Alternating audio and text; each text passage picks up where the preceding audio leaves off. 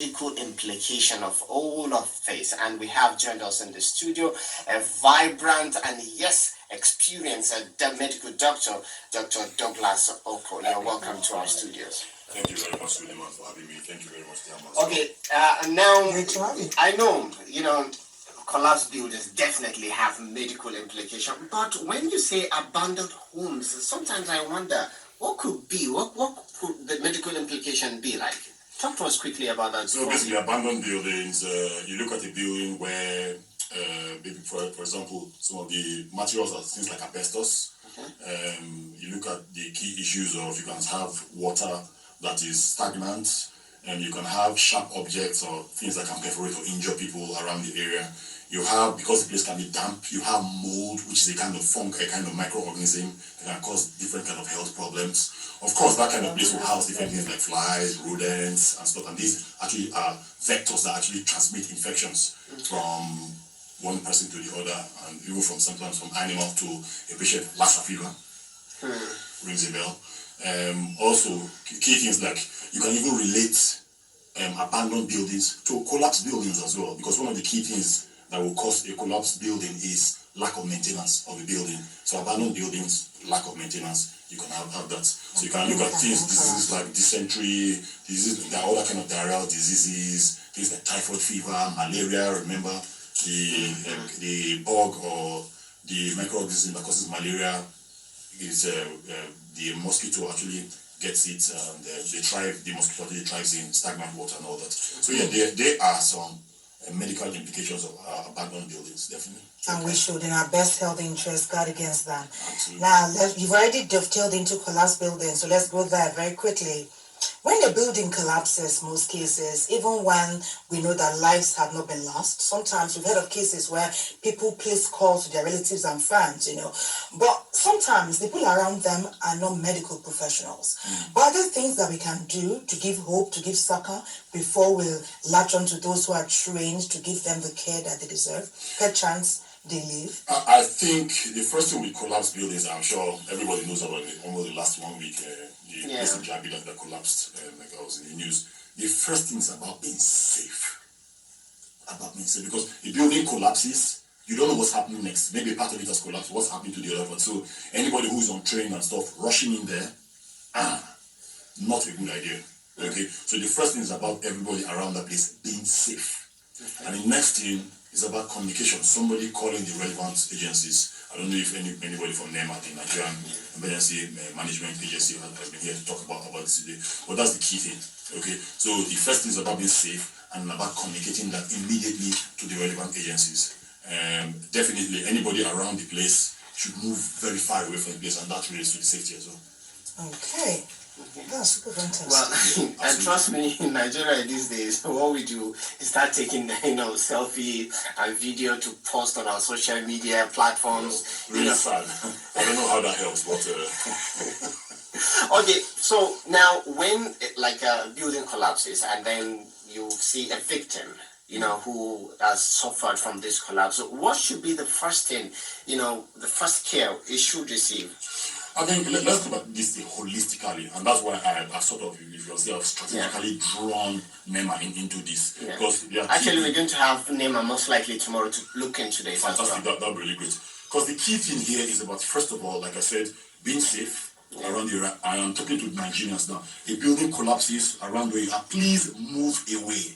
Okay, you're not trained, you don't have the capacity to actually deal with whatever's happening at that point. The second thing is about somebody communicating. So people need to know the numbers of NEMA. They have this funny number, the 0800. Okay, so people need to know the number of sort of an emergency response agency. Third thing is, once NEMA or any other body who is responsible has that, they now follow what we call the methane strategy. So methane, METHANE. M is, first of all, the multiple casualty incident needs to be declared.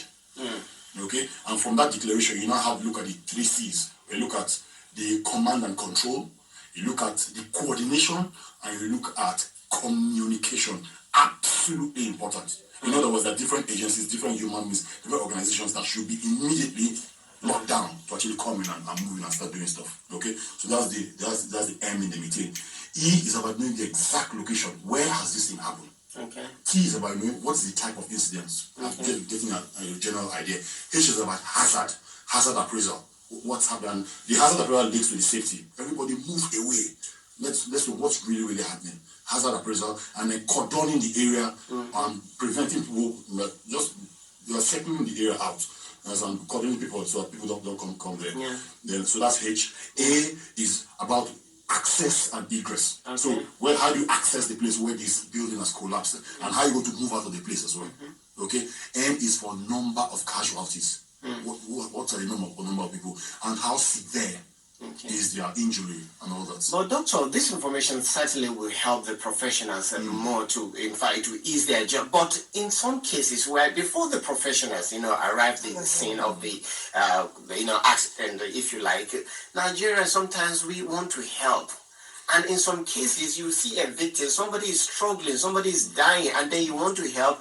And I understand that in our bid to help, give that helping hand, we are also causing more harm than actually resuscitating the person. So what is that thing? What should the people know in case they find themselves in such a situation that they have to help? I think most of this is situational and circumstantial as well. If a building has collapsed, you have a significant number of people in the building. Yes.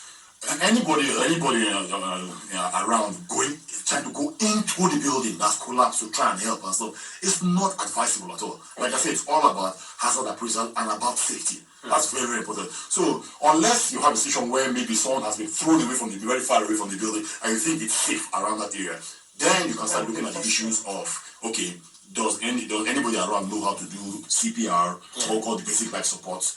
And the question will be, what capacity does that person around have to actually assess the patient, to know what the patient's condition is? So it's a little bit tricky. Like you rightly said, Suleiman, everybody wants to help. We want to be our neighbor's keepers, but you might run into more problems. And cause more harm for that patient. Absolutely. Okay, let's talk about the people who are in that building. A building collapses. We've heard of people who have been on the ground for days, even babies survive. For those adults who, when the building falls, nothing catastrophic happens immediately. Some may survive for days, hours, or days on end. Panic is the first thing that will set in. But what else can they do? Perchance they can maneuver a bit, or there are people around them who also have not passed on, and they're all there, but they cannot come out.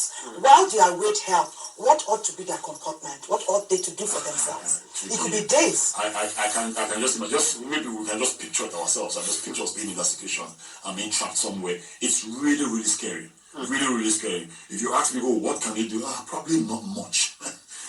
Struggling and trying to move around and stuff that might actually not help as well. If you're injured or something, you might worsen the injury. If you have maybe a little bit of oxygen around to consume and make you feel okay, and you're struggling and you're breathing more, you're doing more work, you're probably consuming more of the oxygen, and the possibility of you suffocating is actually more. So while this is a little bit tricky and a little bit, in a way, not very reassuring, but the things you do, if it's possible, is just to keep calm. Okay. That's the truth. Just keep calm. There's not much you can actually do until hopefully some sort of help comes. Some people are able to call friends or relatives. Is it dangerous to place a call? No, it's not. It's not. Okay. Placing because first of all, when that kind of thing happens, you're trapped in a place. What's the first thing that happens? It's panic. Okay, panic makes you hyperventilate. You're breathing and stuff like that. If, for example, the oxygen saturation or oxygen conditions in that place is not really ideal, a person who is more relaxed will be able to manage the oxygen that is there compared to someone who's really panicking and stuff like that. So but making the call is not that doesn't take much work. It's just about picking your phone and talking. Okay, so if anybody can actually make a call, why not? Definitely do that. Okay. Now, what's the relationship between sinuses, our ears, and abandoned homes? Because it is a holiday, season whereby you travel and leave your home unattended to. So it's just about dust and what dust does to your airway. Okay. For most individuals who don't have any upper respiratory or even lower respiratory airway problems, you can have some issues. But definitely people who are asthmatic, who have respiratory problems, the dust in those kind of places definitely can make things worse. Can actually make you have an attack Okay. Also with the dust and with the mold that I talked about, the fungi from very damp places, that can cause some other kind of problems as well. In fact, somebody was telling me about a relative who actually lived in such a place and developed such problems with the brain, but actually had a fungi residing in the brain that can be very difficult to treat. So that's a rare case. It's not like that happens all the time, but that's one of the possible effects in terms of looking at the airway. Because something like that probably would have spread from maybe the blood or even from the airway as well. And remember, the airway, your nose, the back of your nose is connected to your ears as well. They're all connected through what we call the extortion tube. I want to thank you very much.